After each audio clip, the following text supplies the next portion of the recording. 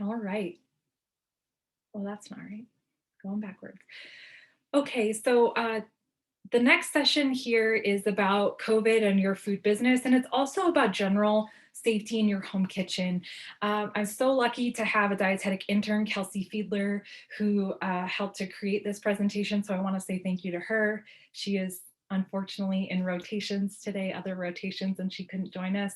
So I'll be just taking over the presentation. Thanks again to Nina for reviewing and all her support and helping us to get these messages right for you all. Great. So today we want to cover the difference between sanitation and disinfection.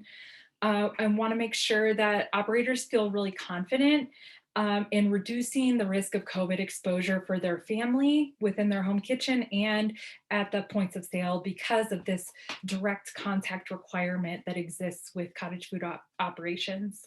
We also want to make sure that you feel comfortable offering samples, that you can take the proper steps needed to manage symptoms if you suspect exposure to COVID in your home, and be able to identify a local contact for up-to-date information on COVID guidance, and finally be able to locate resources for guidance on sanitation, social distancing recommendations during COVID. So, food and the spread of COVID, there's no evidence that handling or consuming food is associated with COVID 19. So, in other words, you're not going to spread COVID to your customers via food. There's no evidence to suggest that. But we do want to make sure that we're practicing appropriate food safety to reduce the risk of illness from foodborne pathogens, which is always a risk when we're feeding people, and not to produce, package, handle, or sell any home processed products if you're feeling ill in any way.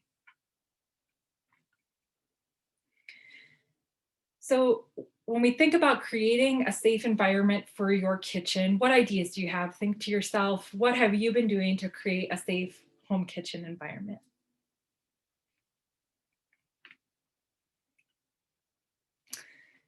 First and foremost, proper cleaning and sanitation is where we want to start. So ensure you have a hand washing sink, which offers warm water, soap, disposable towels, or a single use hand towel that will be laundered after each use, and then a trash can so you can dispose of the paper towels or a container for those hand towels. And then there's a quick video here on proper hand washing technique. It's just a few minutes.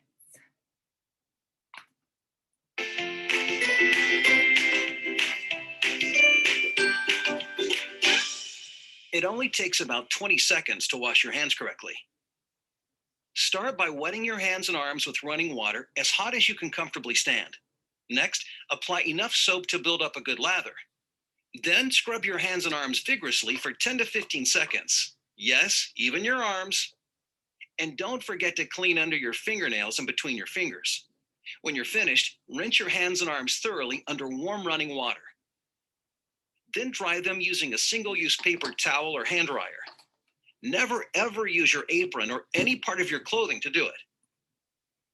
Once your hands are clean, use a paper towel to turn off the faucet and to open the restroom door so you don't contaminate them again. Congratulations! You now know the right way to wash your hands.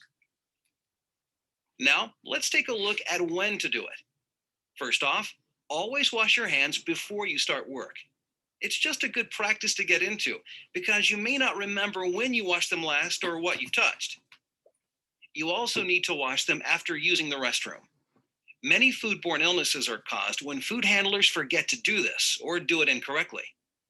Other times you should wash your hands include after touching your hair, face, body, apron, or clothing. If you're going to be handling raw meat, poultry, or seafood, you need to be doubly careful and wash your hands both before and afterward. And hopefully it's obvious that you should wash your hands after taking out garbage, sneezing, or coughing. But did you know that you also need to wash them after eating, drinking, smoking, and chewing gum or tobacco? It's true. Additional times to wash your hands include after handling money, after using chemicals that can make food unsafe, after touching service or aquatic animals, leaving the kitchen or prep area, and then returning to it. before putting on gloves whenever you're starting a new task, or because you just cleared tables or bust dirty dishes. And I'm out of breath. Wow, that's a long list. When you come right down to it, you should pretty much try to wash your hands every single time you touch anything that could possibly contaminate them, including dirty equipment, work surfaces, and cloths. Bet you never thought there was so much to hand washing, huh?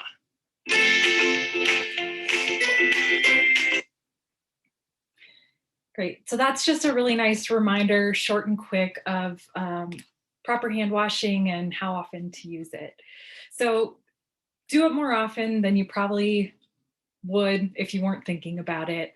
And definitely before eating or preparing food, touching your face, and after using the restroom, coughing, sneezing, touching a mask, changing a diaper, caring for someone sick, or touching animals or pets.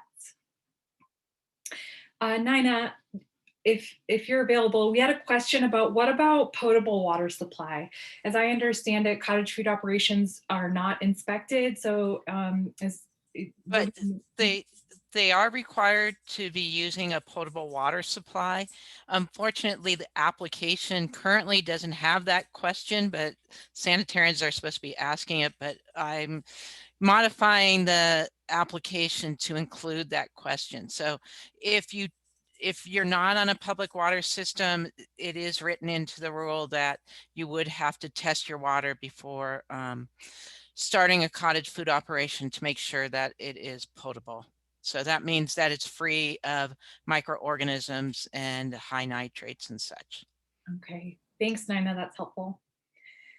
All right, and on to the next. What is proper cleaning and sanitation? Do you know the difference between cleaning and sanitation?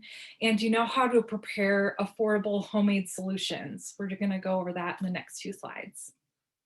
So, cleaning refers to the removal of dirt and other impurities, including germs, from surfaces.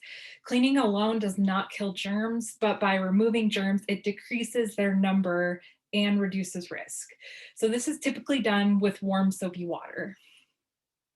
And sanitation refers to adequately treating clean surfaces by a process that is effective in destroying pathogens and reducing numbers of other levels of microorgan to mic reducing numbers of other microorganisms to levels considered to be safe. And third, and so with sanitation, you must sanitize utensils, dishes, and all food contact surfaces. So remember to read the directions for each sanitizer and follow the instructions. And sanitizers may be purchased or prepared at home. So if you want to make it at home, it's 1 tablespoon household bleach into 1 gallon of water. So keep that in mind if you'd like an inexpensive version. Disinfection refers to killing the germs on the surface after it has been cleaned. So this doesn't clean surfaces or remove germs, but reduces risk by killing germs that may be remaining on a surface. So common disinfectants are disinfectant wipes, 70% alcohol solutions, and a bleach solution that's 5 tablespoons, so quite a bit more than the sanitizing solution.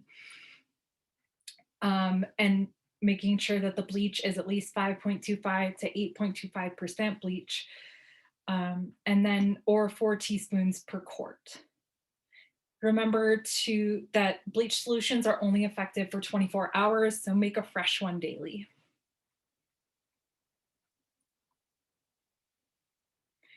So in summary, for cottage food operations, what you should take home from those 3 concepts are that you want to clean your kitchen. Ensure that home kitchens or the food prep area for your cottage food operation, that all the surfaces are clean to sight and touch. So that's the warm soapy water, making sure everything's cleaned off. And then you want to make sure to clean and sanitize food contact surfaces. So that means dishes, hands, utensils, inside of packaging, like if you're, you want to sanitize jars before you're doing any canning.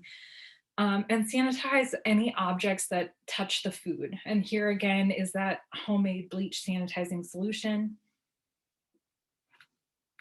All right. So what about creating a safe environment for your customers? Now that we've covered the basics of creating food in a safe space, we want to shift our focus to your point of sale. So creating a safe environment for your customers, how can you minimize risk? Communicating your practices and expectations with customers if you're implementing any social distancing, or communicating ahead of time if you want to say, for instance, leave something outside the door, hit the doorbell, and then remain 6 feet away while they come to pick it up. Um, Sanitize frequently touched surfaces often. If you're at a farmer's market or selling at a farm stand, uh, sanitizing those surfaces that folks might come in contact with, requiring masks and social distancing, sanitizing hands after handling payment, if it's cash payment or card, and offering a porch pickup, curbside service, or other no contact sales options. So here's a scenario. Let's take a second to imagine how we would take action. You receive an order for a large you receive a large order of your cottage food goods. The customer is interested in home delivery. What steps can you take to keep your customer safe during COVID? Remember that you can't ship, and you need to be face to face with the customer. So I'll give you a second.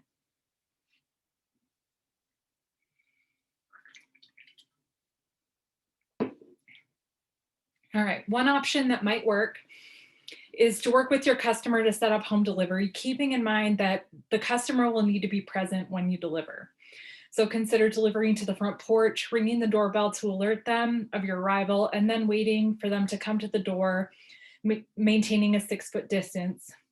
Um, and the purpose with having a face-to-face interaction is that that customer has an opportunity to ask you about your food safety practices, the ingredients in your food, and what questions about the product that they're actually receiving. So that's why they want that face-to-face content. And that by keeping the 6 foot distance or a barrier through a door, you can keep yourself and your customer safe. All right, at a farmer's market, another scenario. You're interested in selling at a local market, but your market doesn't have any procedures set up to safely distribute to customers. We hope that's not the case. But what ideas do you have to offer safe sales at a market? Consider both face-to-face and farmers market pickup options.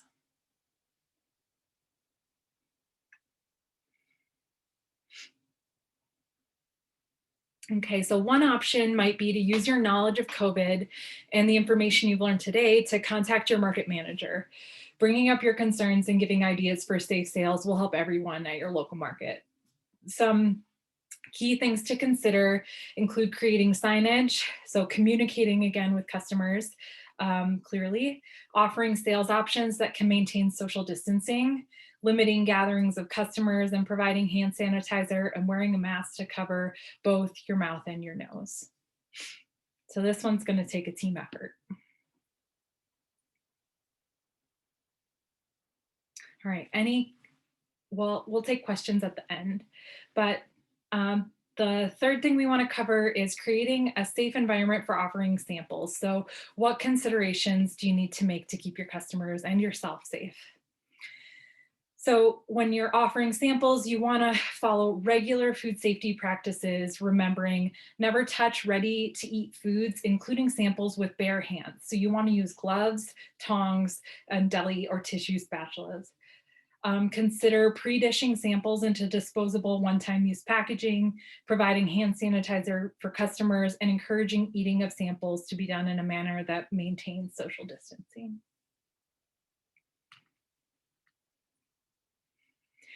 And what about if someone in your family has been exposed to COVID? If you're exposed or test positive for COVID-19, do not prepare food when ill. Stay home unless you need to seek medical care. Try to distance yourself from those in your household, maybe using a separate bathroom and kind of quarantining within the home if that's available to you.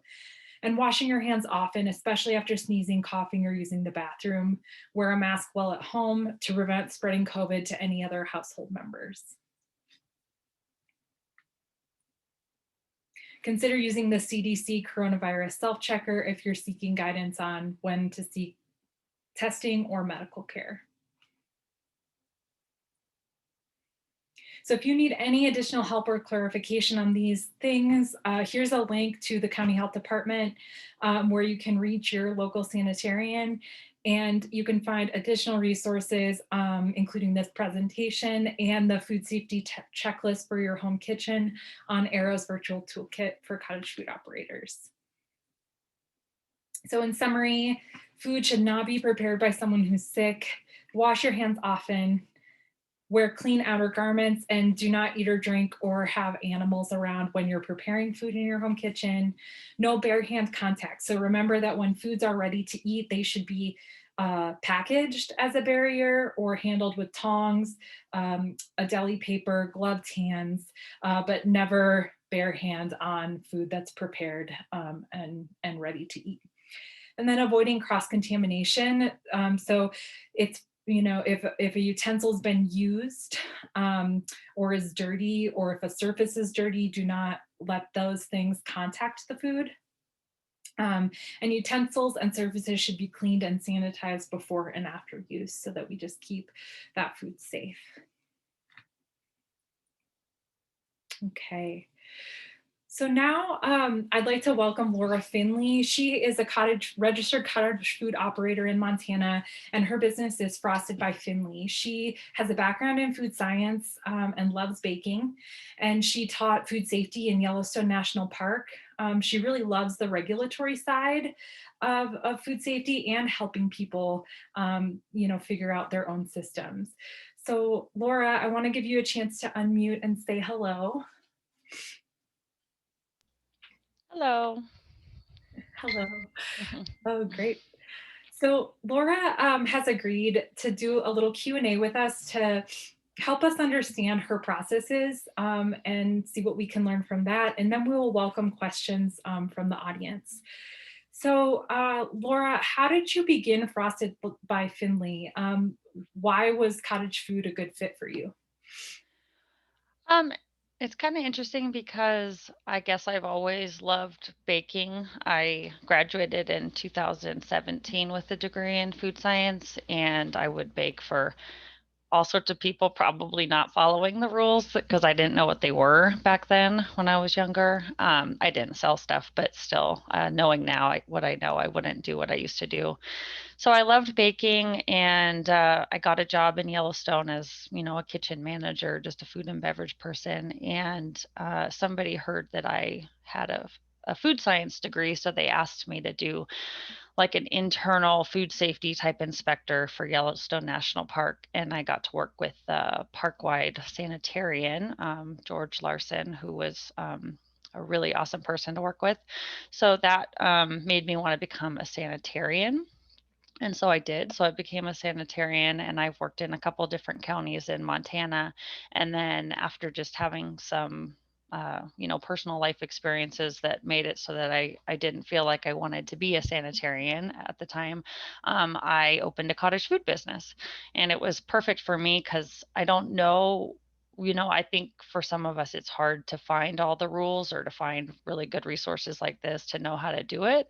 So it was really neat that I had reviewed the cottage food application, so I knew how to do my own. So I started my cottage food, um, Frosted by Laura Finley, which is like a cupcake, wedding cake, baking, farmers market type business. I started that about 3 years ago, and I have been continuing to do it ever since. Excellent, thank you. So why did you decide on cottage food instead of a retail food license? I mean, fortunately for me, I think cottage food fit what I wanted to do because I like baking. But as a sanitarian or knowing that information, I know and have seen firsthand how hard it can be for people to find licensed kitchens to work in, and the cost that adds. And I didn't mention this to you, Lindsay, but I do actually have a retail food license in Park County as well, but I also have a cottage food license in in Gallatin County. But mostly I think cottage food is just like a affordable, really great way to start a business if your foods fall into that category. Sure. Could you talk about what was your process for creating a label? Like, how did you know what needed to be included, or and how to design it? Um, I think in my experience, when I talk to people, I think people sometimes make it seem harder than it is, but it definitely is time consuming. I will say that. So back then, I know a little bit more about programs now than I did then, but believe I just used Publisher, and like Nina was saying, I just created, one label with the information that's given in the application. The information's all right there. So I created one label, and then I just did a lot of copy and pasting and a lot of looking up of ingredients and making sure that I got it, just right. And then, once when I sent it in, even me being a prior sanitarian, at the time I actually was a sanitarian, but I still had to have it approved by someone else. And even mine, had mistakes, but the sanitarians were really nice and just sent it back to me and told me what I needed to change. And that's all I did. And then, going forward, uh, one of the things that I was going to say is like a lot of people that I talk to think it needs to be like a professionally made label that looks really pretty and has graphic designs and stuff. And for the application process, I found you just need to get the right information on there, and then, making it pretty later, paying someone to design a logo for you, that's totally irrelevant to the application process, in my opinion. And where do you sell your products? Um, before I had a baby, I sold them mostly at farmers markets. I did the farmers markets here in Bozeman, 2 or 3 years. I can't remember, a couple years. And then, I think it's been said, but the nice thing about the cottage food is that, of course, you're allowed to sell outside of the farmers markets as well. And so I just do, like has been said, direct to consumer. People can call me and order something, and then they just come and pick it up from me, or I deliver it to them. And uh, COVID, in my opinion, has made some of the interactions a little better because people are pretty accustomed to like the whole porch pickup thing. And so I'll just say, what time are you coming by? And I'll put my cupcakes out or whatever it is, and then they come by and pick them up, and it's a little easier that way, I think. Sure. And how do you set up your home kitchen for food safety success? I have a pretty small kitchen. I've always worked out of small kitchens, and I can surprisingly do quite a bit out of a small space. I think the biggest thing that is important, that we talked about yesterday was like, I noticed in like some of the baking groups that I'm in that a lot of people who are in the cottage food industry don't seem to understand the cleaning versus sanitizing, like you talked about in your presentation. So how I would do it, and hopefully this is all right since I'm putting myself out there, but when it's good to do for home dishes as well, but especially for when you're working in your kitchen and you're making an order, that type of thing.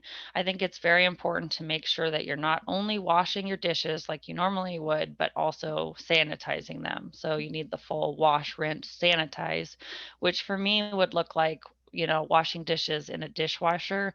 We do have like a high heat setting on our dishwasher, but for me, if I'm doing an order, especially like today when everything's so sensitive, I would then, fill up one of my sinks with like the appropriate bleach water solution and then sanitize my dishes as well. And I've heard some crazy things. Like somebody was asking how to sanitize on Facebook, and somebody said like, "Well, I use Mr. Clean for this, and then I sanitize it with this, and then I wash it." And it's like, no, no, no. Wash, rinse, sanitize.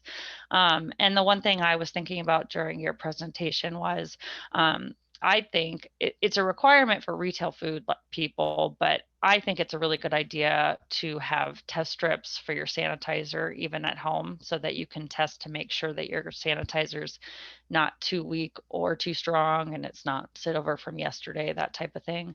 I used to be of the mindset of like more sanitizer is better and more sanitizer is not better. It can leave a chemical residue on food or the dishes that can make people sick. So you want to use the correct amount of sanitizer. And you can use, the last thing I'll say is you can use that same sanitizer solution or, you know, same type, maybe use a bucket like in the image, but you want to be cleaning your surfaces that you're working with as well, just like you would in a kitchen. So you want to kind of scrub them however you do with soapy water, you know, clean it off, and then use the same sanitizer, or you can get spray bottles of certain types of sanitizers and make sure that you're sanitizing all the surfaces that you're using in your kitchen. So that's kind of how I do it. Great. I'd like to open it up to questions for Laura, and I see that Nina posed a question too. What are your local markets doing? Is anyone willing to share an experience of how they may have adapted to COVID in their local market? Tip from Holly Miner in the chat, test strips are available at restaurant stores such as Tundra, Cisco, Restaurant Supply, and they're so easy to use to check that sanitizer concentration. I don't know if it's the best price for them, but you can also buy them. You can buy them on Amazon. When I worked at Missoula Health Department, I don't know if they still do, but they sold them there for a good price. So Amazon or sometimes county health departments. I can kind of chime in on your farmers market question. Our farmers markets were still open last year. They were kind of smaller. Masks were required. I didn't sell last year, but I did attend them on occasion. And I think they were just they were markets, but I think there was slightly less people for sure. So, and all of the statewide mandates that we all probably know of were all, you know, I don't know if the right word is enforced, but the market coordinator, at least at the market that I sold at, she made those all a rule, and all the vendors and all the people were supposed to follow those rules. Right. Some tips from the chat that not all bleaches are meant for food safe sanitizing. So check the label, Nina says, and it should say 4 food contact surfaces on the bleach label. And Nina, what about, can you speak to like gel or scented bleaches? Yeah, many of those you don't want to use with food because they do leave a residue, as Lindsay was pointing out. So your basic bleach at the right concentration usually will be approved. And there are lists online as well. If you type in food sanitizer, there's a lot of commercial products out there too that are available for sanitizing. If you want to buy an already made spray that might last longer, again, read those labels. It'll say for food contact surfaces. You don't want to use something that's not designed for a food contact surface that's going to come in contact with your food, because you could end up poisoning someone. Sure. What about water temperature, Nina, with sanitation? Water temperature, it's if it's too hot, you can actually sometimes create problems where that sanitizer stops being effective. So again, you're going to want to follow the label instructions in terms of that. So it is important. Now, hot water in itself can be a sanitizer, and that's what Laura was mentioning, that some of your home dishwasher may have a sanitizing cycle on it. That's where it actually boosts the temperature of the water up to a level that it's going to sanitize the dishes. So that's another possibility. So. Great. And then one more question about why can it be harmful to have too much bleach or too high of a concentration in the sanitizing solution? We can see this quite a bit out in the field. More is not always better. because what happens is if you add too much, it can leave a residue. So these, when they figured out these as a sanitizing level for a food contact surface, they're figuring out that that bleach will degrade over time as it sits on that surface so that it's not going to contaminate the food. You have too much bleach there, it's not going to degrade and can actually be introduced into the food. So that's why there's a concern, and where you want to use your labels and make sure that you're following the instructions on that label and that it's appropriate for the use that you're using it. Just as you would with any other chemical in your home, the labels are mandated to have information on it. Read your labels so that you understand what you're using and it's appropriate for the situation in which you're using it.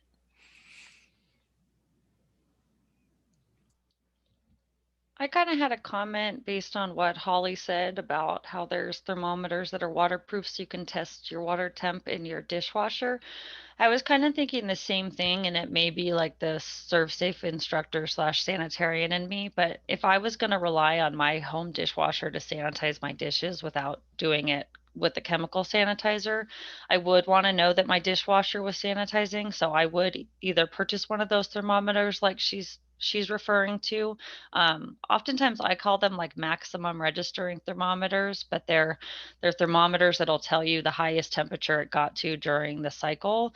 But I also prefer, or at least I did when I inspected restaurants, they sell little stickers that you can put on your surface of your dish that'll turn a color if it reached the concentration, or not concentration, but the temperature that you wanted it to get to.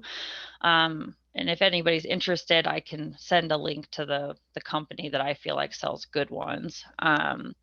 And then I don't know if Cheryl Durgans is still here, if she's listening, but when I worked at Gallatin County Health Department, we were really big on pointing out, like you were talking about with the disinfecting wipes, like the Clorox bleach wipes and those things that a lot of people are like, oh, this is great to sanitize.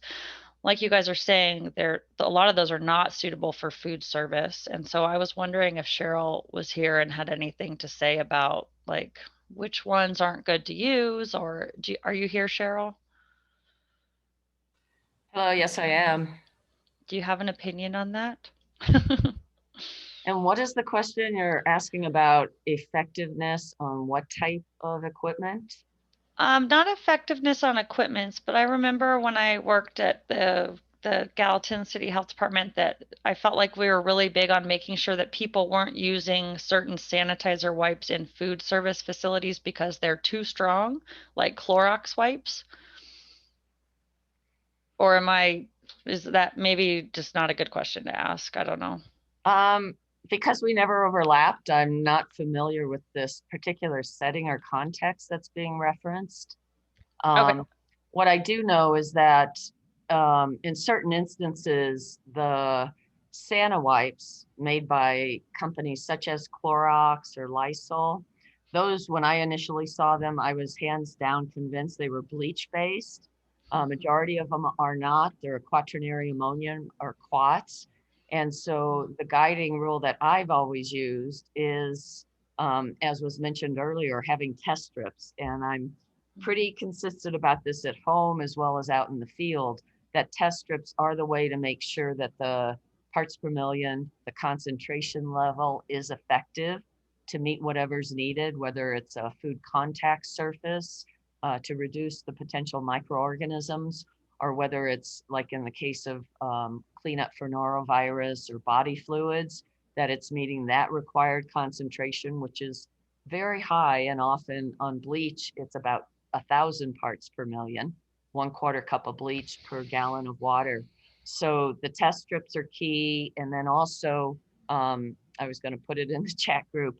EPA keeps a great in list of products that are effective for treating COVID and other things. And like Nina mentioned, it's always important to read the manufacturer instructions for contact time, drying time on each product to make sure that the objective is being met. That's what I was asking.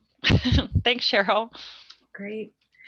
So All right, thank so you. we're coming right up on our time for breakouts. And because we missed some questions last time, I'll add those questions to the chat box. But, and there was, we have lost a few people through over time. So I did reassign for folks who were in breakout room 8 last time. I have dispersed you into other ones to make sure that there are, at least 3 or 4 people per breakout to kind of keep the conversation going.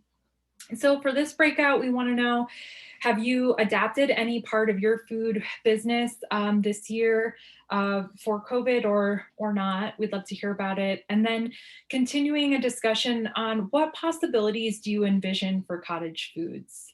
I know that sanitarians see a lot of applications and you're familiar with all of the cottage food operators in your county. So it's really great to hear from you all what kind of opportunities you see in this area. And then the other 2 questions, one other question that we didn't get to after Nina's presentation are for folks interested in cottage food. What are your ideas for a cottage food operation in your home? If you'd be willing to share that with the group, I think we're all really interested in what kind of new businesses might be popping up out there and hearing your ideas. So any questions before we hop into breakout groups? We'll have about 15 minutes for breakout, and then I will call everyone back to the main room and put up a timer for a lunch break. We'll have a half hour from noon to 12:30 for lunch break. All right, not seeing any questions, I will assign folks out to breakouts. Thanks so much, Laura, for your perspectives, and Nina for keeping us in the answers here.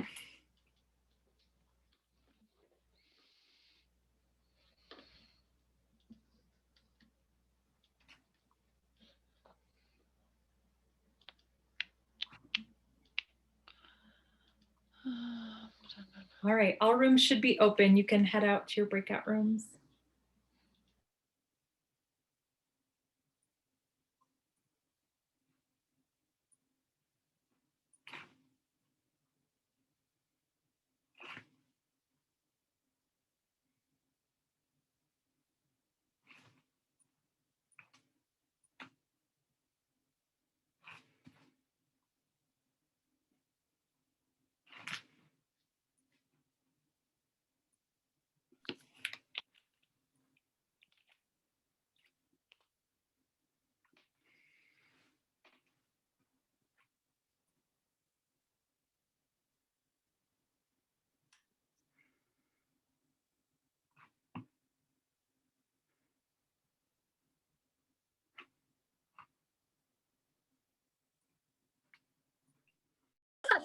It's all about you. So go ahead and tell us what you do and some new ideas that you might have. I guess so. I again, my cottage law is a lot more limited. It would probably be more keto based formulas, just because that seems to be what the local market is calling for. And it's not like we couldn't do it in our commercial location. I was just thinking, well, this might be a good way to save some money. Um, but my overarching plot here is that we have a YouTube production that we are in the process of building, but it is a fairly major production, and we've had our first 3 episodes just to get it done with. We incorporate sponsors along the way, like a traditional production would. We make money off their sponsorships. Eventually, we'll be making Google AdSense money. But we wanted our main character, October Red, to be able to have a bakery locally where people could come and experience the products, or if you wanted her to make cosmetics for you from scratch, because that's what she does, you can experience that as well, which is a totally separate thing. But being able to have a local private market on top of that would be an interesting prospect, just because of the way that the the cottage law fits into the whole thing. because we can still have our online sales as per usual to Billings, to Bozeman and beyond. But for our local stuff, in order to kind of cut down the actual hours that we would be spending in a commercial kitchen, and then just meet some of those local requests cheaply, that was kind of where I had seen that coming in. It's not a must do, it's just a, how can we save some money on that? How interesting. So are you able to get help and advice through, say, the Small Business Administration and all these other, which appear to me to be terrific resources? Right. I have a kind of, we networked in 2019, right before things fell apart. It might be in a 2018. Um, and we had networked with some folks through the state, and they have been somewhat helpful, but it just seems like I need to make new contacts throughout the state again, because it was in such a different area of industry. It was Department of Transportation is what we were dealing with prior, and now I'm off in the bakery, bakery side of things. So I'm trying to make contacts all over again, but through the same people, if that makes sense. Sure. Yeah. So are any of these baked items you're producing, are you doing any value adding? Are you actually growing things and using your own products? Oh, okay. So as far as the weird stuff that we do, we work with agar, which is a type of seaweed. We work with flaxseed. We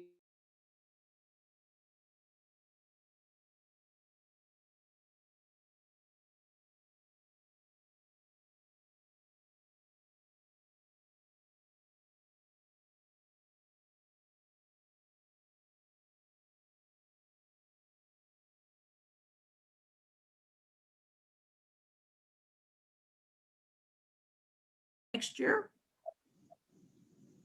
Well, actually, right now I'm on the fence about maybe getting moved over to a retail license to expand, but I pretty much have my basic candies that I make, and I stick to those. Like I haven't tried to. I'll do some experimenting and stuff, but as far as selling them out there, I haven't been selling them, and that's why um, I either have to reapply or put an application in to add some more products or move over to the retail licensing. Okay. So, so do you see along that thread, I'm going to ask you the second question. Is there anything they could be doing right now in the cottage food process that would help you expand, that could change? I'm not sure. The thing that really is hard for me is that we can't ship, Oh, because I live in a little tiny town and there's not a lot of people that come to visit here. So, when I can go to other um, Christmas strolls, say Great Falls, or I'm from Livingston. So even if I went, say, to Bozeman or somewhere else, um, it's just hard for me to get my product out there without shipping. that's really a good point.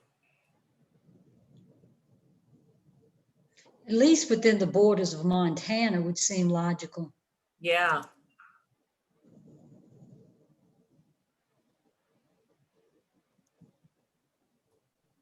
That's a good point.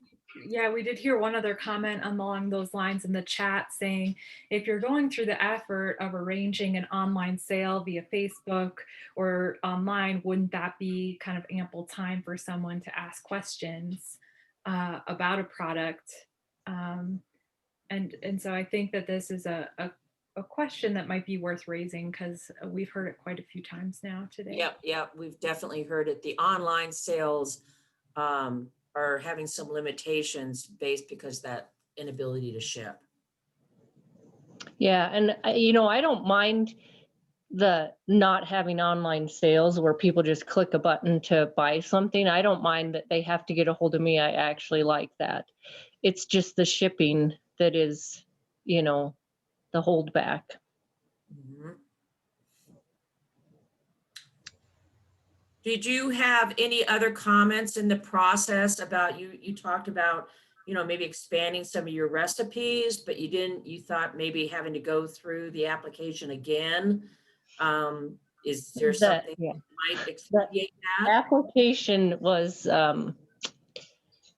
that's very detailed and lengthy, and I just, part of my brain goes, I don't have time to sit down and do all that for a new product. But if I really wanted to add something, I would do the process, but it is a very lengthy process to apply.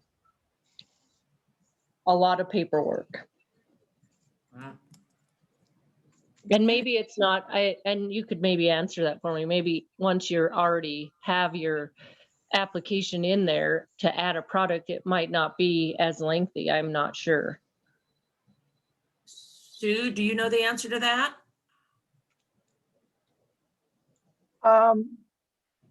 I've never had somebody try to add products. I've had people that moved and had to reapply, and they just use the same application process they did before. Mhm.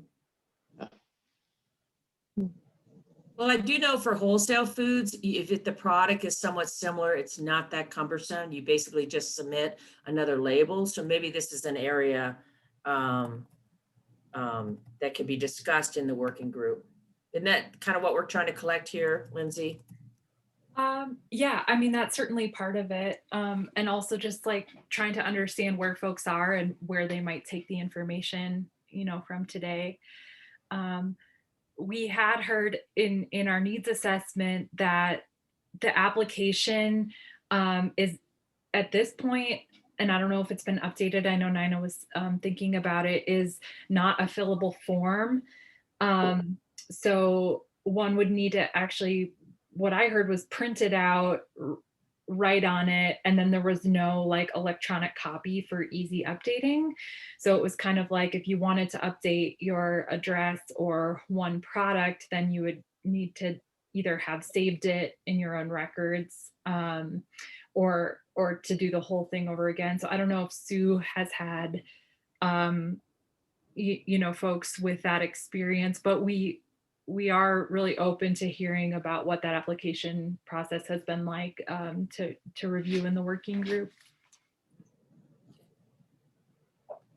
So Kat, do you want to talk about some of your ideas for Cottage food operations? I actually have done this before as far as just the farmer's market and just produce, nothing that's really been like an added value. I really want to focus on herbal stuff, mainly some teas to begin with. I'm glad you guys are doing this because I've already learned one thing, that there's certain items that cannot go in a tea mix because it may be considered a dietary supplement when that's not what I am looking at it as. I'm looking at it more as a healing herb. So I was totally unaware of that. That's going to take me some time to research. That's my main goal, to allow people to use the herbs to heal themselves without medications. I mean, I think COVID has really brought this to the front line, that we need to rely more on natural stuff. So that's my goal. I'm hoping that it's not going to be a long drawn out thing to get involved in it. I don't know anything about it. I printed out the application. I've looked at it. It is a bit lengthy. I am a little disappointed that you have to actually do an entire process each time to submit a new label. And I think Janice is, or the other gal, Doreen, is correct that it would be so much easier if we just had to resubmit a new label and that was it. And not have to pay for the whole process again and deal with the whole process again. I've run a meat shop before. I know initially getting everything established with the state was difficult, but after that, it was a simple, well, it wasn't really simple, but it was just a label that we had to deal with. We didn't have to do any other steps. So I think that might motivate people, including myself, to want to add new products to their line and make it easier.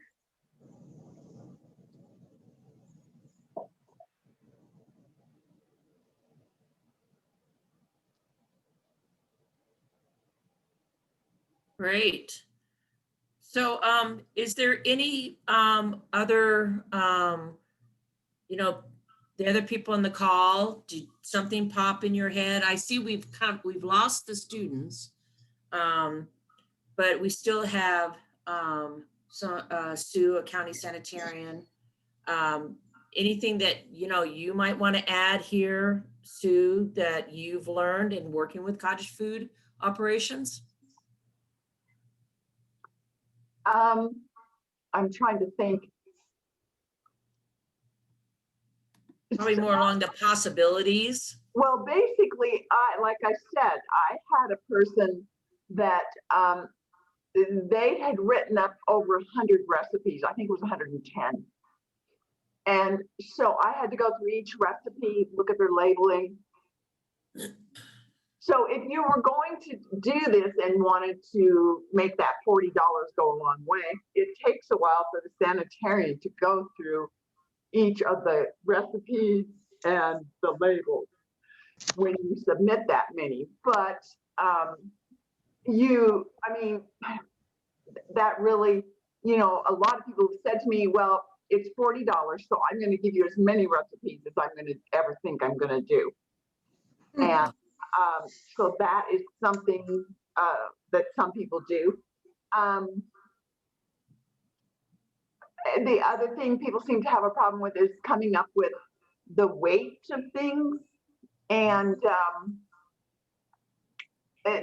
not all people have a hard time also understanding what could be potentially hazardous, what's time temperature sensitive, and because as one person said to me, they had a buttercream frosting, and they said, well, around my house it doesn't last that long, so I'm not worried about it whether it's dangerous or not. So it's that's partly why I'm in this, is to try to, but I think I need to talk to Nina, because I talked to Nina quite a bit about the ways I can look at recipes and figure out, is this recipe an issue? I also give people information about the 2 books done in Texas, Come Bake It. She's done a second book that I don't have a copy of, but if somebody just copies her recipe, then that makes it easier for me to determine. Although, as she says in her book, her lawyer told her to say this, but if you change the amount of sugar, if you change anything in a recipe, and I'm not sure about altitude either in recipes, does that change whether it's potentially hazardous or not? But I'm pretty sure if you change the amount of sugar, it could be. Although I had a person send into a process authority jam that was made with stevia, and their particular recipe came back safe. But again, stevia is not sugar. I don't know what stevia can do in killing viruses or actually removing water from the recipe. I think she did have some sugar in the recipe with the stevia.